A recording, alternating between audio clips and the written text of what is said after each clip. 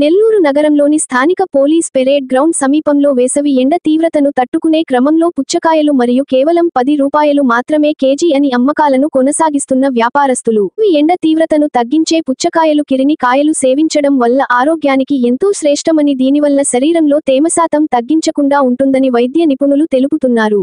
నెల్లూరు ప్రజలు వేసవిలో చల్లని పుచ్చకాయలు కిరిని కాయలు సేమించుట ఆరోగ్యానికి ఎంతో మేలు చేస్తుందని తెలుపుతున్నారు.